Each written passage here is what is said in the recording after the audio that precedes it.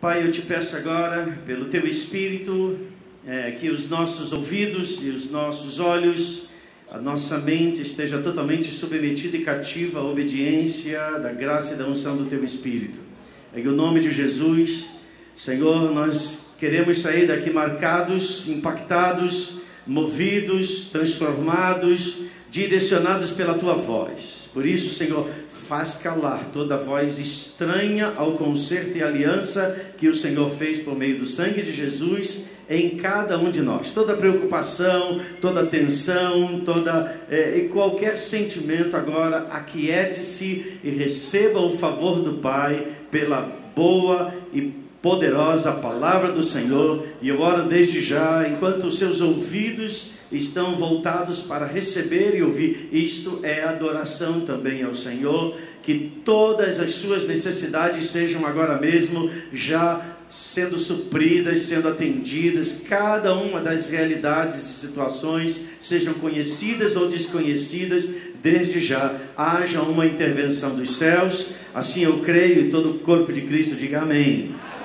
Glória a Deus.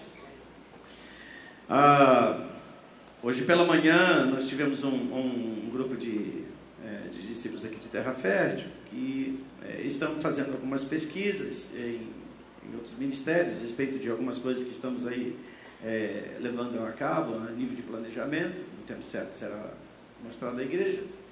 E a Ellen estava me compartilhando, ela estava lá no grupo, onde o pastor presidente daquele ministério, falando à igreja, ele disse, em outras palavras, que nós estamos aqui, esse ano é um ano que Deus vai nos falar muito profundamente sobre maturidade. Então eu vejo que é o mesmo Espírito de Deus operando em todo o corpo de Cristo.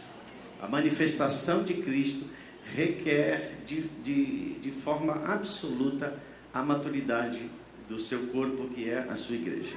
E eu entendo que maturidade é termos posturas e atitudes corretas, mesmo em meio a comportamentos incorretos.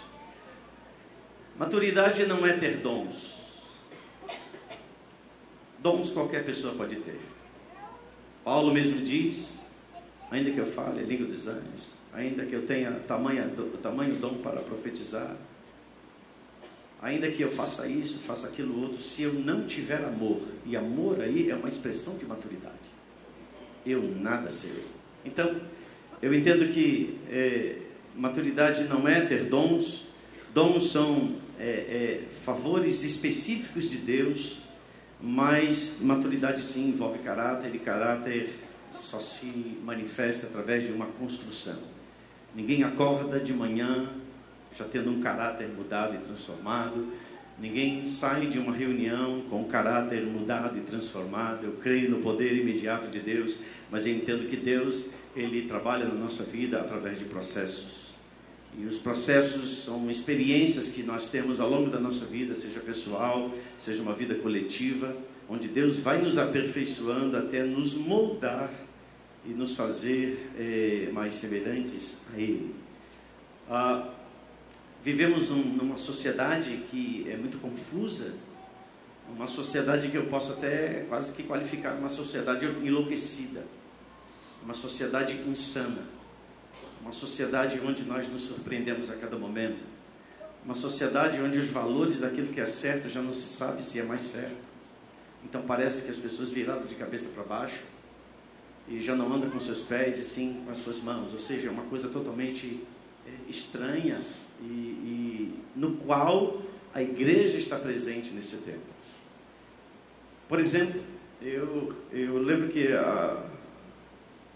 umas 2 semanas atrás eu vi uma notícia onde, eu não sei se foi no site do Senado, no site do Congresso, na Câmara dos Deputados, são feitas chamadas consultas populares ou pesquisas populares. E nessas pesquisas, deixa eu só ler para que não diga algo diferente daquilo que foi a pesquisa. Uma única pergunta estava sendo feita. E a pergunta era essa: você concorda que se aplique penas mais severas àqueles que roubam sinal de TV, como por exemplo a Gatonete? Essa foi a pergunta. Uma pergunta num site de pesquisa do Congresso Nacional. Você concorda que se aplique a penas, punições, né, mais severas àqueles que roubam o sinal de TV, e aí, como exemplo, a Gatonete? E é uma coisa que é para a gente refletir e considerar, uma vez terminada essa pesquisa, o resultado. Hoje é uma contravenção, me parece. Então, prevê penas mais brandas, aqueles que praticam tal coisa. Nós vivemos num país que está mergulhado na corrupção. Nós vivemos num país onde os valores têm se perdido em todos os níveis, a começar da família, e pior, até mesmo dentro da igreja. E sabe qual foi o resultado da pesquisa?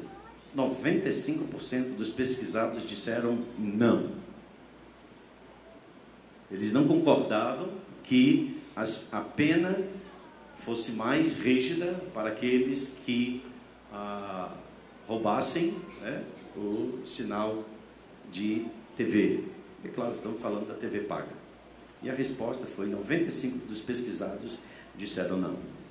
É certo que a maioria desses 95% são aqueles que vão para a rua e também fazem os seus protestos contra as estruturas de governo, que de fato estão erradas, contra o roubo, contra a corrupção, contra tudo aquilo que de mal existe no meio da sociedade. Mas ao mesmo tempo, essas pessoas, elas fazem parte da mesma estrutura que elas condenam. O que significa dizer isso? Que isso tem a ver conosco, muito a ver conosco. Jesus, quando orou na sua oração lá em João capítulo 17, ele diz: Pai, eu não te peço que tu os tires do mundo, mas que tu os livres do maligno, do mal. Não te peço que tu os tires do mundo, ou seja, nós vamos conviver em meio a essas circunstâncias. Mas como, de fato, como cristãos, nos portamos em meio a essas circunstâncias? Entendendo que Deus leva em conta não as coisas que a gente faz apenas. A salvação não é por obras. Não são apenas as boas coisas que a gente faz e aí então as pessoas veem as coisas que nós fazemos. Mas é como nós nos portamos individualmente, para dentro de nós mesmos.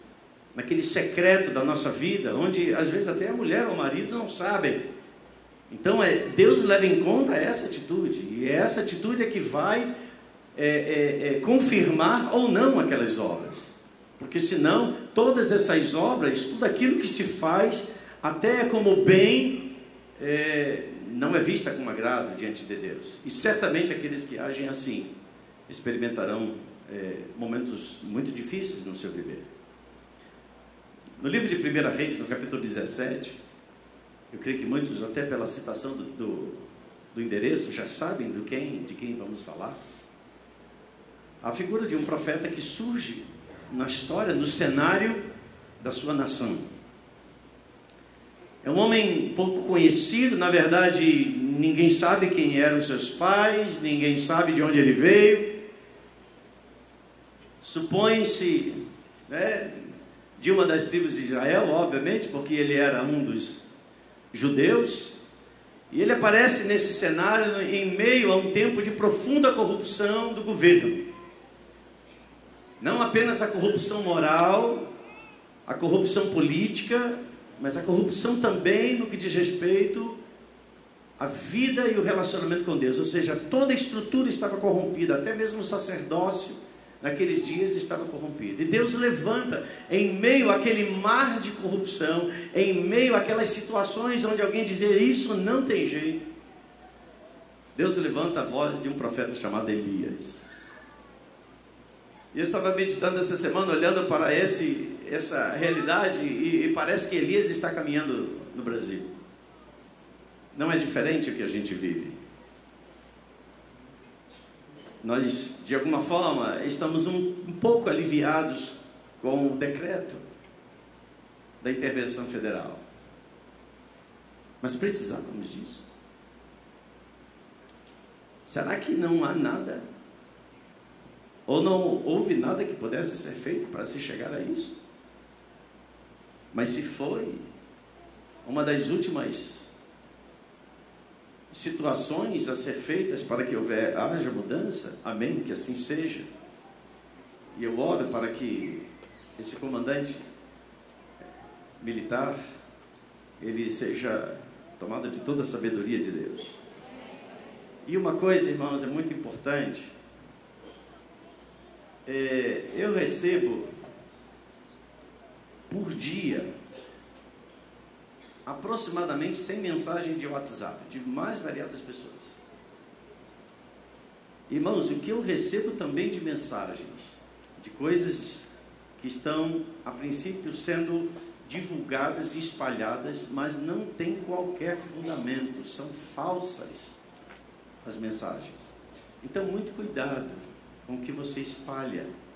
Procure as fontes, saiba de onde veio, saiba se isso, até mesmo à luz daquilo que você lê, o que está escrito, o que você recebeu, se aquilo ali tem fundamento legal, para que você não espalhe notícias que são notícias que de fato nada tem a ver com a verdade. E com isso você se vê até parte de um sistema que busca espalhar o medo, que busca espalhar a desconfiança. Então, sejamos extremamente criteriosos. Amém ou não amém, gente? Criteriosos. Não compartilhe aquilo que você não tem certeza. Não compartilhe. Isso é uma coisa que a gente contribui. Não fazendo assim, não saindo apenas copiando e colando. Nós contribuímos também para que a verdade se estabeleça, porque em meio a tantas coisas falsas, parece que a verdade vai se perdendo, ela vai se diluindo. E quando eu penso em Elias está vivendo um tempo onde a verdade se diluiu, praticamente desapareceu, onde as coisas verdadeiras perderam o seu valor. As pessoas já não confiavam mais até mesmo em Deus, porque aqueles que eram os representantes de Deus não eram pessoas confiáveis. Então é nesse meio de ausência de credibilidade, e a gente vive meio hoje assim, né?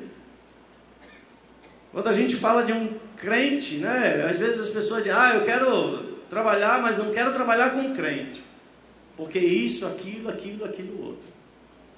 Agora, por que isso se estabeleceu? Por que esses valores tão alterados se estabeleceram? É porque, de fato, aqueles que deveriam ser transportadores da verdade, eles se tornaram tão fake, tão falsos, como aqueles que hoje vivem batalhando e lucrando com a falsidade.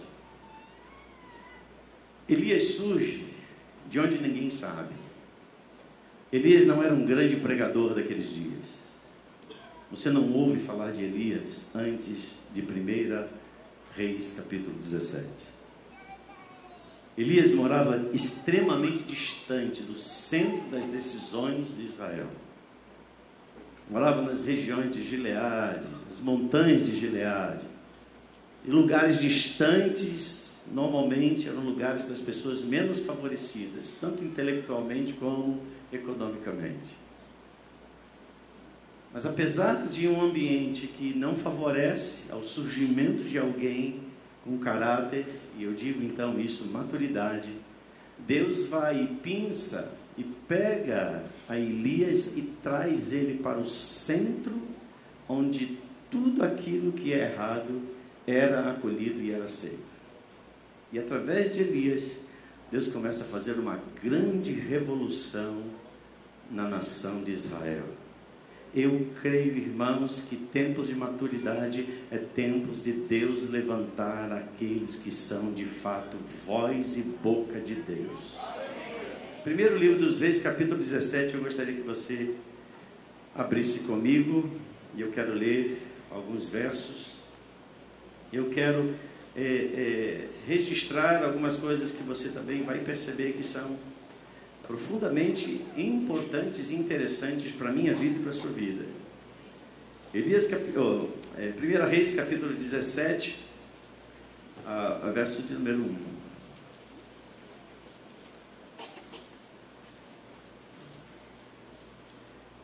Ora, Elias de Tisbe, em Gileade, disse a Acabe. É assim que Elias surge. Ele já aparece na sala do rei. A gente não sabe de onde esse cara veio. Ele foi teletransportado. Eu não sei, a Bíblia não diz. A Bíblia só, os capítulos anteriores vai relatar a degeneração da história de Israel, do povo de Israel. Degeneração através de governos corruptos, governos que vão afastando cada vez mais Deus do centro da autoridade da nação. E é nesse ambiente extremamente desfavorável que Deus levanta Elias, que Deus faz surgir Elias. Há muitos Elias de Deus no Brasil. Eu creio nisso. Que ninguém conhece, que ninguém sabe onde mora, que nunca esteve nas televisões, nunca esteve na mídia. E eu não estou dizendo que quem está na mídia, quem está na televisão não possa ser, mas eu estou fazendo uma correlação com esse Elias que surge. Um Elias que surge é um profeta que não tem uma história anterior, pelo menos revelada. É claro que ele teve uma história, um ambiente de formação, mas ele surge de repente num cenário e começa a fazer profundas alterações em meio a circunstâncias completamente desfavoráveis. E ele diz: juro pelo nome do Senhor, o Deus de Israel, a quem eu sirvo. Certa vez eu já ministrei sobre isso aqui, sobre essa expressão de Elias, o Deus de Israel, a quem eu sirvo. Que não caia orvalho nem chuva nos anos seguintes, exceto mediante a minha palavra. Depois disso, a palavra do Senhor veio a Elias: saia daqui e vá para o leste, esconda-se perto do riacho de Querite, a leste do Jordão, e você beberá do riacho, e dei ordens aos corvos para o alimentarem lá. E ele fez o que o Senhor lhe tinha dito. Foi para o riacho de Querite, a leste do Jordão, e ficou lá. Os corvos lhe traziam pão e carne de manhã e de tarde, e ele bebia a água do riacho. Algum tempo depois, ou seja, isto está transcorrendo durante esses 3 anos. Preste atenção que muitas vezes você vai ver na Bíblia falando 3 dias depois, 3 anos depois, 3.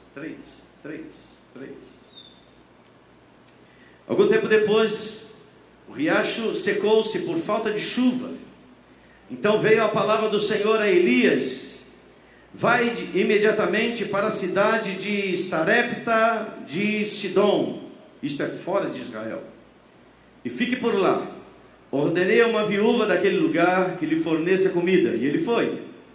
Quando chegou à porta da cidade, encontrou uma viúva que estava colhendo gravetos. E ele a chamou e perguntou: pode me trazer um pouco d'água numa jarra para eu beber? Gente, tempo de crise, não havia água. Enquanto ela ia buscar água, ele gritou: por favor, traga também um pedaço de pão. Serviço completo. Mas ela respondeu: juro pelo nome do Senhor, o seu Deus, que não tenho nenhum pedaço de pão, só um punhado de farinha num jarro e um pouco de azeite numa botija.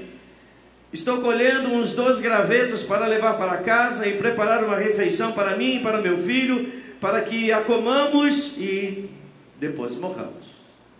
Elias, porém, lhe disse: não tenha medo, vá para casa e faça o que disse. Quem vive diante de Deus sabe o que fala. Quem vive diante de Deus não se impressiona com as dúvidas. Quem vive diante de Deus tem uma voz pacífica, mas também uma voz firme, de não recuar. Mas primeiro faça um pequeno bolo com o que você tem, traga para mim. Depois faça algo para você e para seu filho. Pois assim diz o Senhor, o Deus de Israel. Pois assim diz quem? Eu? Elias? Não, quem diz é quem? diz o Senhor. Alô, amados, quem é que fala através de mim e de você?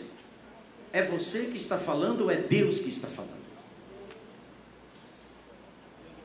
Se é Deus que está falando, é porque você tem um relacionamento muito profundo com Ele. E nosso país precisa de vozes de Deus. Precisa de homens e mulheres que falam, assim diz o Senhor. Não apenas como uma introdução de frase, mas que de fato estejam completamente conectados ao coração do Pai, ao ponto de dizer, aquilo que eu falo é Deus falando através de mim. Pois é isso que Elias disse. Pois assim diz o Senhor, o Deus de Israel: a farinha na vasilha não se acabará, e o azeite da botija não se secará, até o dia em que o Senhor fizer chover sobre a terra. Lembre-se, foram 3 anos e 6 meses, sem chuva. Todo mundo vibra, a farinha da vasilha não vai se acabar, o azeite da botija também não se secará, aleluia, Deus vai prover. Mas isso aqui é resultado de uma mulher que ouve também a voz de Deus e faz um pouco daquilo que ela tinha e entrega para o homem de Deus. Deus sempre vai responder a fé, Deus sempre vai responder a confiança nos desígnios dele. Ela foi e fez conforme Elias dissera, e aconteceu que a comida durou muito tempo, para Elias, para a mulher e para a sua família. Pois a farinha da vasilha não se acabou, e o azeite na botija não se secou, conforme a palavra do Senhor proferida por Elias. Algum tempo depois, o filho da mulher, dona da casa, ficou doente, e foi piorando, e finalmente parou de respirar, morreu. E a mulher reclamou a Elias: que foi que eu te fiz, ó homem de Deus? Vieste para lembrar-me do meu pecado e matar meu filho? Dê-me o seu filho, respondeu Elias. Ele o apanhou nos braços dela e o levou para o quarto de cima, onde estava hospedado, e o pôs na cama. Então clamou ao Senhor: ó Senhor meu Deus, trouxeste também desgraça sobre esta viúva, com quem estou hospedado, fazendo morrer ao seu filho. Então ele se deitou sobre o menino 3 vezes e clamou ao Senhor: ó Senhor meu Deus, faze voltar a vida a este menino. O Senhor ouviu o clamor de Elias, e a vida voltou ao menino, e ele viveu. Então Elias levou o menino para baixo, entregou a sua mãe e disse: veja, seu filho está vivo. Então a mulher disse a Elias: agora sei que tu és um homem de Deus, e que a palavra do Senhor vindo da tua boca é verdade. A palavra do Senhor vindo da tua boca é verdade. Bom, gente, Elias era um judeu, e existem algumas coisas nesse texto que é totalmente opostas a qualquer prática da religião judaica ou dos preceitos judaicos. É muito claro nos textos de Levítico que Deus estabelece alguns animais que eram chamados impuros, ou seja, eram animais ou aves que não poderiam ser oferecidas em sacrifício. Muito menos o ambiente onde elas viviam, nada disso poderia ser apresentado diante do Senhor. Primeira coisa que a gente vê contaminada, a qual estava envolvido Elias, ou seja, ao redor de Elias, foram os próprios corvos. Corvos ou corvos? É corvos, é aberto, né? Os próprios corvos, eu falei corvo no início, né? Mas tá bom, você já entende, aquele bicho feio, preto. Os próprios corvos vinham e eram parte das aves chamadas impuras, ao qual o povo de Israel não poderia se envolver, participar, comer. Mas a Bíblia diz que Deus traz a provisão, foi Deus mesmo que moveu os corvos para trazer alimento no bico para Elias, algo impuro. Segue mais à frente. Elias estava, ou se apresentou diante de um governante que era maligno, era impuro. Ele havia se casado com Jezabel. E nas leis de Israel, todo aquele que se casasse fora do povo de Israel era considerado impuro. Ele não poderia estar em qualquer ambiente que envolvesse as coisas de Deus. E governar e reinar envolvia as coisas de Deus. Segundo ambiente, que a gente vê Elias ao redor ou próximo daquilo que estava corrompido. Terceira coisa, a viúva, ela não era de Israel, ela era de Sidom, ou seja, ela não fazia parte do povo de Elias. Mas a Bíblia diz que Elias vai e entra e se hospeda na casa da viúva. Deus mesmo manda ele ir até a viúva. O que a gente vai vendo? Você lembra quando Pedro é convidado para ir à casa de Cornélio? Cornélio era um gentio e Pedro tem muitas dificuldades de acessar a casa de Cornélio, porque não era permitido a um judeu entrar na casa de um gentio. Mas Elias, como profeta, entra na casa da viúva. Quarta coisa, a Bíblia diz que nenhum daqueles do povo de Israel poderia tocar em mortos, a não ser, claro, daqueles que fossem da sua própria casa, da sua própria família. Mas a Bíblia diz que aquele menino, filho da viúva, morre, e Elias toma aquela criança nos braços, ou seja, ele toma nos braços uma criança que estava morta, e ele se tornaria também impuro, porque ele havia tocado no morto, que não era da sua parentela. Então você vai vendo o quanto de circunstâncias impuras estão ao redor de Elias. Mas você entenda que nesse ambiente é Deus tomando o que é puro para transformar o que é impuro. É Deus quebrando todas as regras da religião.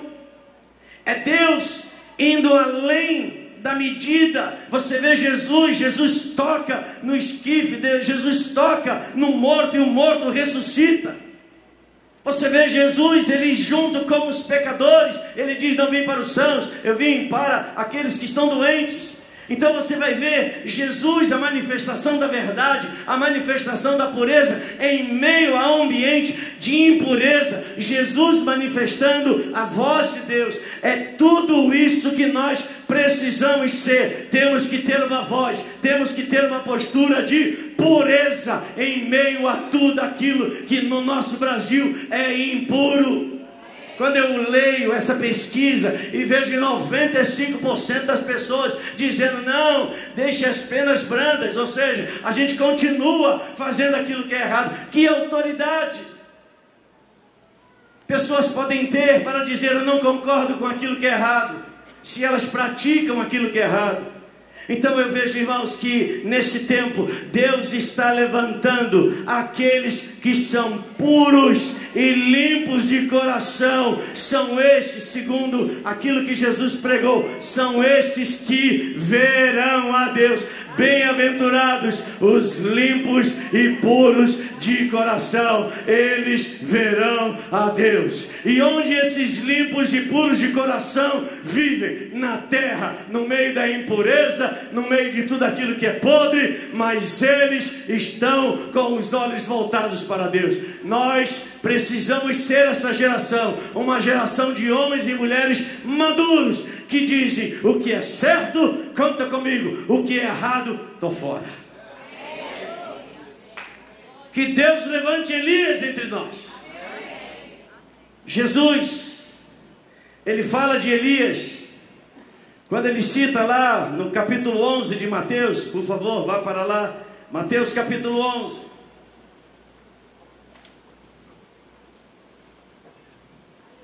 Glória a Deus. Passará os céus e a terra, porém as minhas palavras, disse o Senhor Jesus, não hão de passar. Eu quero abrir um parênteses aqui e me unir a você em gratidão a Deus pela sua vida na participação da Santa Convocação. Cada um de vocês que se esforçaram, que se determinaram, que separaram o melhor das primícias do seu tempo para estar na Santa Convocação. Que Deus os abençoe, que Deus os recompense de uma forma extraordinária. Mateus capítulo 11, versículo 12, Jesus diz, 11 verso 11 inicialmente: digo-lhes a verdade, entre os nascidos de mulher não surgiu ninguém maior do que João Batista. Todavia o menor no reino dos céus é maior do que ele. Desde os dias de João Batista até agora, o reino de Deus é tomado à força, e os que usam de força se apoderam dele.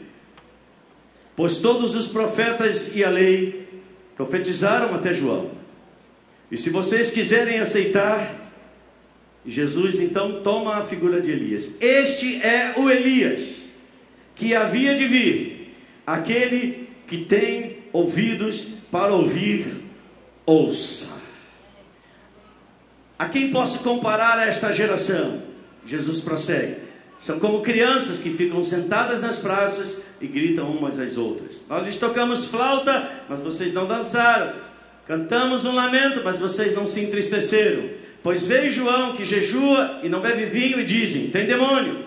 Veio o filho do homem comendo e bebendo, e diz: aí está um comilão e beberrão, amigo de publicanos e pecadores. Mas a sabedoria é comprovada pelas obras que a acompanham.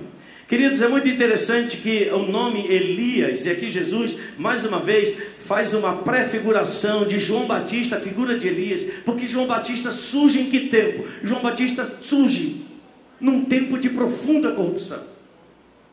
Num tempo de corrupção, tanto do templo como do governo. No tempo do reinado de Herodes. E ele vai, ele envia mensagens fortes e firmes para Herodes. Ele incomoda o clero religioso desses dias. Ou seja, João é uma figura de Elias nos tempos de Jesus. E a expressão Elias quer dizer: o Senhor é Deus. O Senhor é Deus. Mas é mais interessante a gente observar que após Elias vem outro, que é Eliseu. Então, assim como Jesus aponta para João Batista e diz: ele é como Elias, ele veio da parte de Deus, ele veio para ser boca de Deus nesse tempo. Mas também nós sabemos que após Elias vem Eliseu. E quem é Eliseu? Eliseu é aquele que dá continuidade, que realiza obras multiplicadas às obras que Elias fez. E o nome Eliseu significa o Deus dele que vem. E João Batista é a figura que aponta para Jesus que vem. Ou seja, em todos os tempos, em todas as gerações, há remanescentes que são boca de Deus, que são chamados de Deus para apontar: ele vem. Quem serão aqueles que nesse tempo serão a boca de Deus, como foi Elias, como foi João Batista, para apresentar a chegada do Messias? O Messias vem para estabelecer o seu reino sobre a terra, mas antes dele vir, ele vai levantar homens e mulheres à semelhança de Elias, em meio à corrupção, em meio ao que é errado, em meio a tudo aquilo que está podre, para dizer: assim diz o Senhor. A gente pode pensar: mas isso não... o que isso tem a ver comigo tudo? Quem faz parte do reino de Deus aqui nesse lugar? Deus não tem compromisso com a nossa mensagem. Deus tem compromisso com a mensagem dele.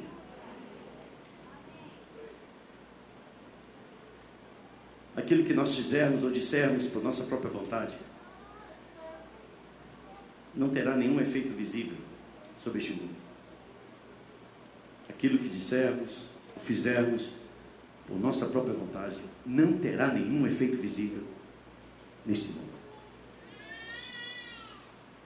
Não foi sem razão que eu falei ao presbitério: no ano de 2018 eu não quero, em terra fértil, dezenas de conferências, dezenas de movimentos. Não, é tempo de amadurecermos, para que as nossas manifestações sejam de fato respaldadas por frutos. E o fruto não começa naquilo que se resulta do nosso fazer, o fruto começa em nós mesmos. O fruto do Espírito não é algo que vai para fora, necessariamente. Uma árvore não se esforça para dar fruto, é natureza dela, ela gera o fruto. E é necessário que nós sejamos o próprio fruto. E esse fruto tem que ser saudável, esse fruto tem que ser trabalhável, esse fruto tem que ser manso, esse fruto tem que ser pacífico, esse fruto tem que ser adornado, minha vida e a sua vida, com todos os dons do Espírito, para que de fato a nossa vida tenha relevância num tempo de profunda distanciamento das coisas de Deus. Vocês viram o carnaval? Quando eu digo viram, a gente tomou conhecimento. Espero que ninguém tenha ficado emplasmado diante de uma tela, vendo as baianas. E não tem só baianas, né? Tem cariocas também, paulistas, mineiras e tudo mais. As pessoas estão debochando ao nível mais rude. As pessoas perderam completamente o temor a Deus. Sim ou não, gente? Perderam completamente o temor a Deus. E onde esse temor a Deus, que significa ouvir a sua voz e obedecer, precisa ser preservado no corpo de Cristo, a igreja de Cristo, o Elias dos nossos dias, para que de fato nós possamos nos levantar e com autoridade dizer: assim diz o Senhor. E saiba de uma coisa: cada vez menos a nossa voz terá importância aos ouvidos das pessoas, porque todo o sistema está corrompido, da cabeça até os pés. Sistema de segurança, sistema de saúde, todos os ambientes de governo estão corrompidos, do alto da cabeça até a planta dos pés. Tudo está corrompido, mas glória a Deus, num tempo de corrupção, Deus levanta os seus guerreiros, Deus levanta os seus vencedores, Deus levanta os seus Elias. Quem quer fazer parte desse mover? Quem quer fazer parte desse movimento? Então fique de pé nessa noite, em nome de Jesus, irmãos. E nós vamos ver a voz de Deus ecoando na nossa nação, não apenas em manifestações coletivas, mas na nossa manifestação pessoal e individual, a nossa manifestação de coisas corretas, daquilo que é justo, daquilo que é perfeito. Nós precisamos a cada dia nos deixar ser mais e mais trabalhados pelo poder do Espírito Santo, para que tudo aquilo que é ainda fraqueza na nossa vida seja mudado e seja transformado em fortalezas em Deus. Precisamos ser homens e mulheres cheios do caráter de Deus. Não é a nossa pregação que hoje o mundo está interessado, mas no caráter. Tudo está corrompido, e o alvo do diabo é corromper a você e a mim também, e fazermos parte do sistema desse mundo. Mas que nós possamos ser como Elias. Quem é você? Eu sou o tesbita. Onde você mora? Nas regiões de Gileade. Você mora longe, você mora mal, né? Você mora em Oaíba, Rosmos, Paciência, Santa Cruz. A gente já percebe, irmãos, que nós vivemos os dias de Elias. E os dias de Elias apontam para mudanças. Na sala de arrependimento veio a minha palavra de Isaías: no ano da morte do rei Uzias, eu vi o Senhor assentado sobre o seu alto e sublime trono. No ano da morte do rei Uzias. E o rei Uzias foi um rei corrupto. E Isaías se levanta nesse tempo como profeta para declarar que um novo tempo e uma nova regência estava chegando sobre a nação de Israel. Nós não estamos confiando no comandante, no general. Não. Maldito o homem que confia no homem e põe nele a sua confiança. Nós confiamos no Senhor. Mas o Senhor, eu creio que responde do céu. Ele diz também, ou melhor, pergunta para mim e para você: eu posso confiar em você? Eu posso confiar na sua permanência? Na sua perseverança? Eu posso confiar que você não aceite a negociação? Eu posso confiar que você dê a César o que é de César? E a Deus o que é de Deus? Eu posso confiar de que você cumpra as horas do seu trabalho secular, sem fazer chicanas, sem estar comprometido 100% naquele que te emprega hoje? Infelizmente surgiu há algum tempo na igreja um sistema que diz vida espiritual e vida material, como se fossem coisas independentes. E a vida espiritual é uma coisa apenas daqui, mas lá fora cada um vai viver segundo o que parece melhor. Não, irmão.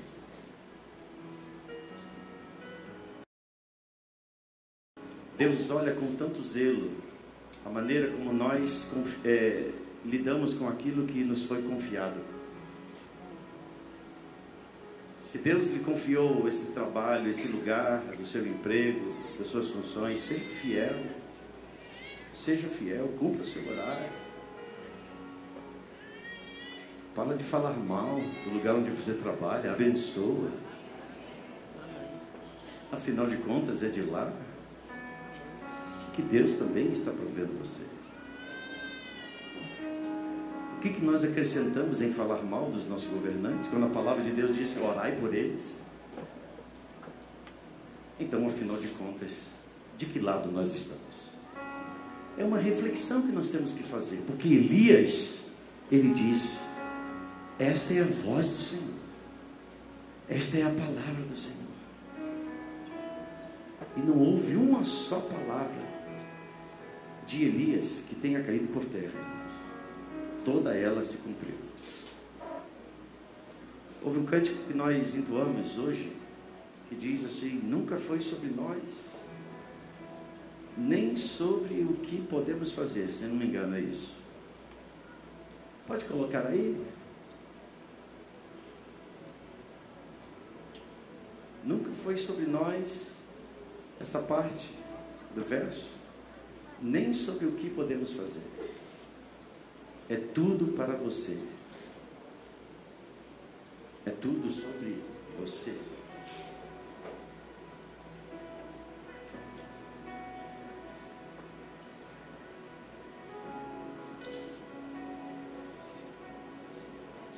Elias traz Eliseu. João Batista trouxe Jesus. A igreja que vive hoje pode trazer também Jesus. Mas quem foi João Batista? Alguém que não negociou. Quem foi Elias? Alguém que não negociou. Como qualquer um de nós, gente, Elias sentiu a pressão, como João Batista também sentiu a pressão, mas permaneceu firme. Não recuou 1 milímetro sequer. Não recuou 1 centímetro sequer. Sabe por quê? Porque ele tinha a convicção de que ele era a voz de Deus na sua geração. A palavra de Deus está carregada de exemplos onde Deus se levanta contra toda injustiça que se comete na terra. Está aí a letra. Nunca foi sobre nós, nem sobre o que podemos fazer. Qual era a próxima? Oi. É tudo sobre você e tudo para você, Jesus. Nós cantamos que Ele cresça, que eu diminua, que Ele apareça.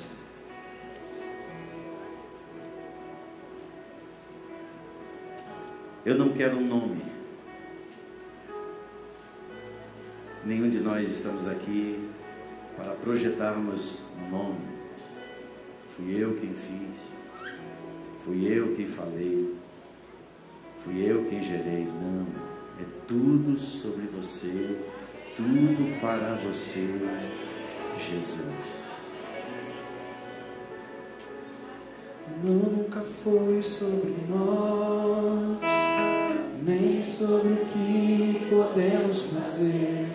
É tudo sobre você, tudo para você, Jesus.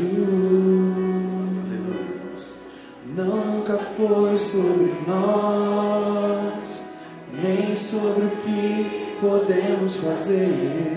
É tudo sobre você, no meio da tudo corrupção, para você, Jesus.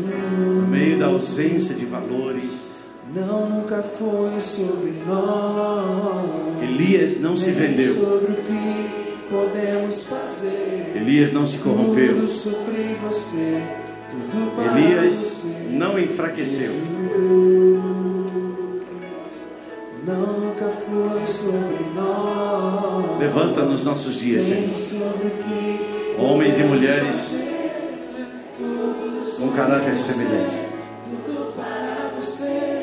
Levanta, Senhor, empresários entre nós, em trabalhadores, empregados entre nós, Que eu tenho pra que seja nos palácios, seja nos lugares mais sobre você, desconhecidos, mas seja uma voz da restauração, quem sou eu que seja a voz que dá sabor ao que não tem sabor, pra te oferecer? a voz que levanta mais alto o que é reto, Tudo para você, que é justo. Jesus, Cante, Jesus. porque dele, Por meio dele e para ele são todas as coisas. Aleluia. porque dele, por meio dele, Onde estão os Elias de Deus? são todas as coisas. Onde estão aqueles que são a voz de Deus? Porque dele, por meio dele, para ele, são todas as coisas. Isso é conosco. Nunca foi sobre nós, não, nunca foi sobre nós, nem sobre o que podemos fazer. É tudo sobre você, tudo para você, Jesus. Nunca foi sobre nós, nem sobre o que podemos fazer. É tudo sobre você, Que Ele cresça, para você, Jesus. que Ele cresça em nós. Nunca foi sobre nós, Que seu trono de retidão e de justiça podemos se fazer. manifeste através de nós. Tudo sobre você, tudo para você, Jesus. O que é de César, Quem sou eu? seja dado a César. Quem sou eu? Mas o que é de Deus, Que eu assim também seja dele. vencer. Tudo sobre você, tudo para você, Aleluia. Tudo aquilo que é puro, tudo aquilo que é justo, tudo aquilo que é perfeito. tudo sobre você. Sim, tudo isso, alguma virtude, seja isso a ocupação do nosso pensar. Que eu tenho pra te oferecer.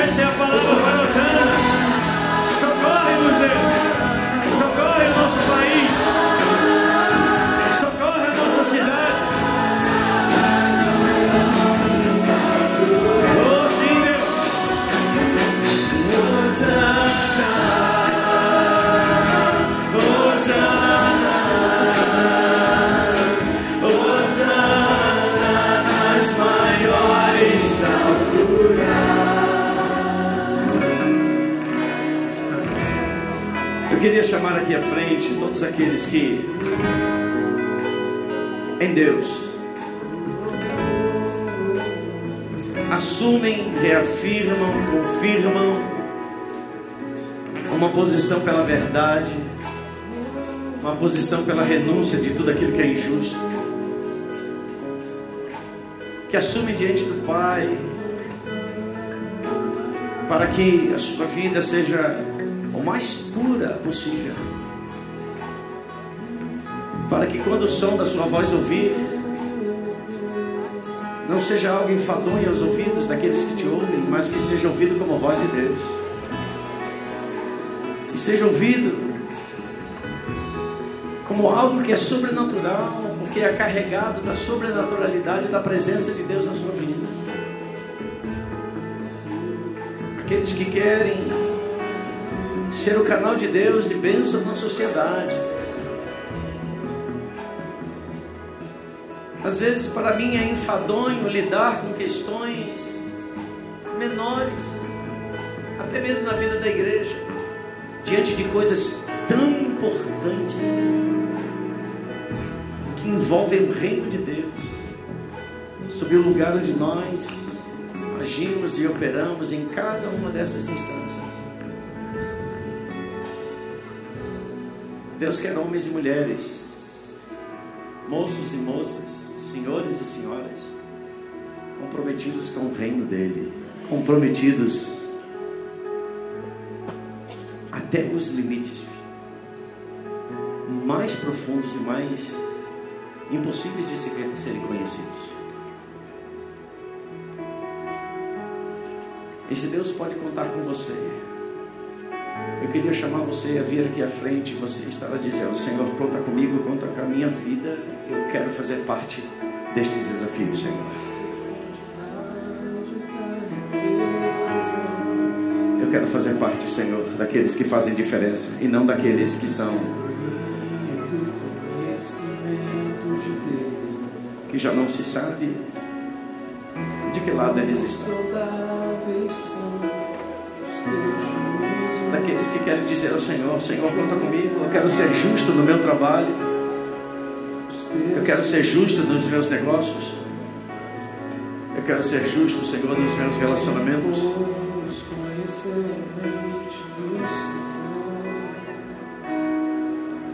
E não se preocupe, Deus nos purifica para que nós atuemos em lugares impuros. Deus não nos purificou para operarmos nos lugares puros.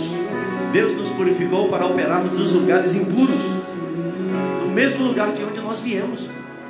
Todos nós viemos de lugares impuros. Davi disse: em pecado eu fui concebido. Essa noite, irmãos, tem que ser uma noite para mim, para você, para cada um de nós. É uma noite de profunda decisão, uma noite de profunda reflexão, uma noite onde a gente possa dizer para nós mesmos: Senhor, eu quero ser a tua voz, como Elias disse. Assim diz o Senhor. E a palavra que saiu da boca de Elias não falhou, ela se cumpriu.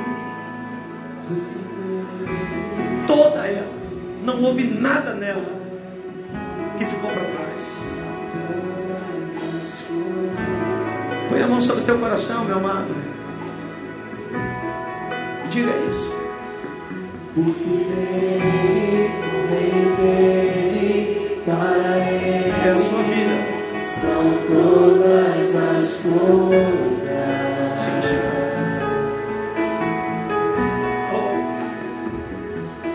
Não, nunca foi sobre nós. Para isso é que o Senhor nos resgatou. Podemos fazer. Para isso é que o Senhor nos arrancou do império das trevas. Aleluia. Não, nunca foi sobre nós, nem sobre o que podemos fazer. É tudo sobre você, tudo para você, Jesus. Nunca foi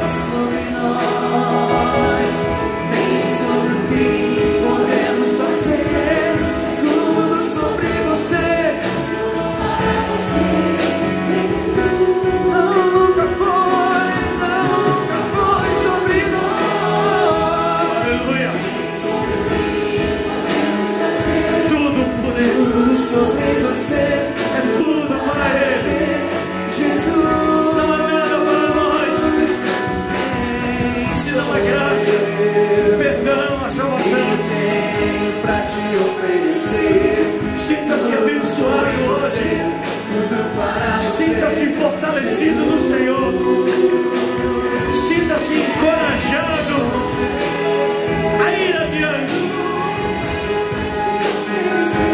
Sinta-se na certeza de que os olhos de Deus estão sobre aqueles anônimos que muitas vezes não têm os seus nomes mencionados. Mas você não imagina o quão importante é a sua vida para o reino dele. Quem é Elias? Diga-me quem são os seus pais.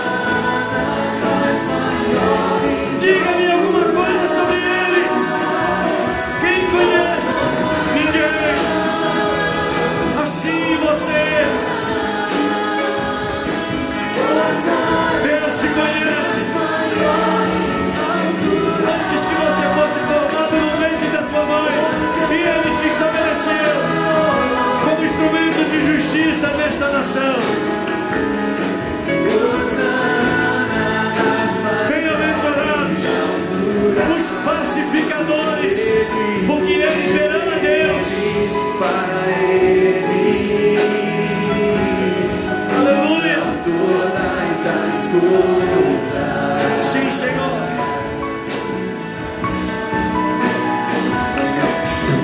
Dele, o bem dele, para Ele são todas as coisas.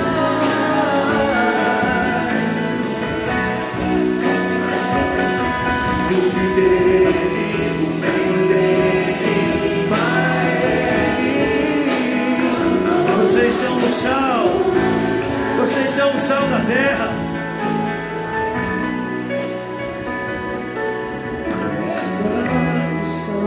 Bem-aventurados aqueles que são perseguidos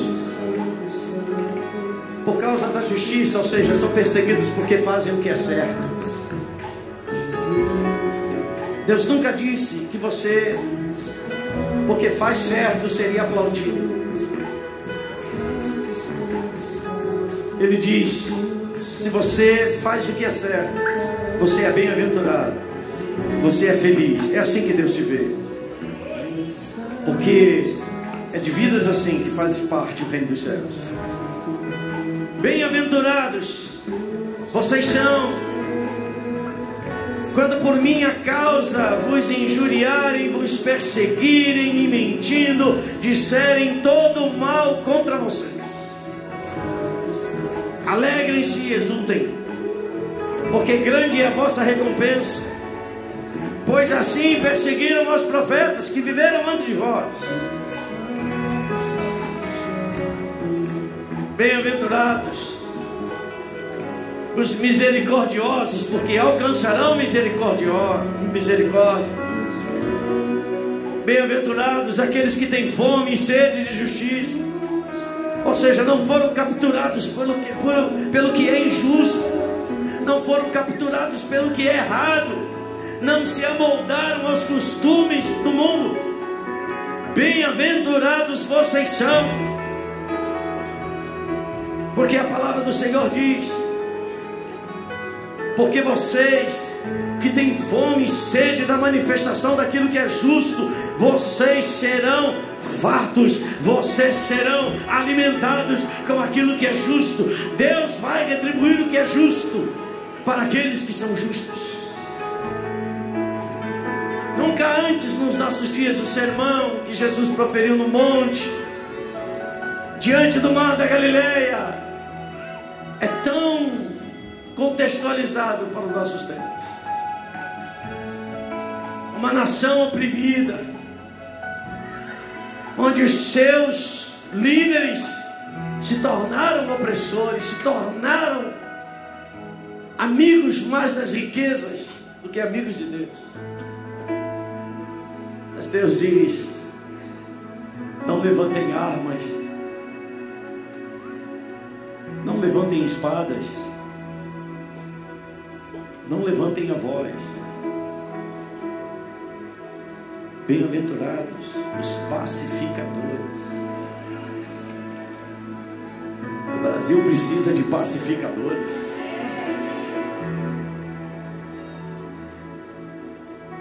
A gente tem que ser pacificador na casa onde nós estamos, pacificadores na casa onde nós vivemos, no nosso dia a dia, pacificadores nos ambientes de trabalho onde nós estamos. A gente tem que ser Elias nesses lugares e dizer: assim diz o Senhor. A gente precisa desviar toda voz, toda palavra que vem com um sentido de algo maculado, de algo comprometedor, e a gente poder dizer: Senhor, eu quero ser a tua voz nesse tempo e nessa geração, Senhor. Pai, pelo poder do teu nome, Senhor, eu creio e eu sei, porque a tua palavra nos afirma assim, que o Senhor nos últimos tempos levantaria os remanescentes fiéis, aqueles que não se curvaram diante de Baal, aqueles que não amaram mais o mundo e as riquezas, mas acima de tudo amaram ao Senhor. E como consequência, o Senhor tem prazer em abençoar aqueles que te amam, aqueles que buscam a tua face. E eu oro, Senhor, para que o poder do nome de Jesus, para que a graça e a unção do teu Espírito caia sobre cada um de nós aqui nessa noite, Pai. Que sejamos marcados, que sejamos tatuados pela voz dos céus. Que exale de nós, Senhor, graça e verdade.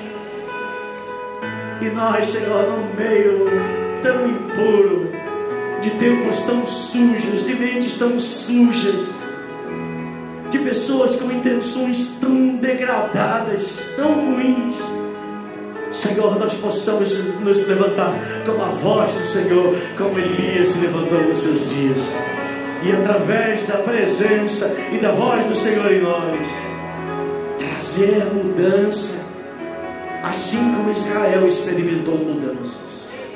Assim como Deus fez uma mudança, desde os palácios até mesmo dentro do templo, Ele gerou mudanças.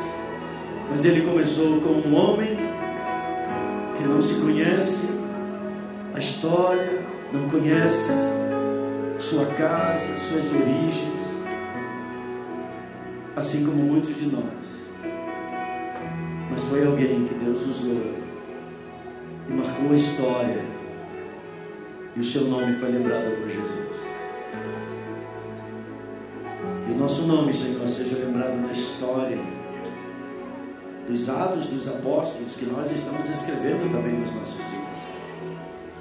Os nossos nomes, Senhor, sejam lembrados, não para que tenhamos medalhas com decorações, mas lembrados, Senhor, como memória daquilo que é justo, daquilo que é certo, daquilo que é puro, daquilo que é verdadeiro.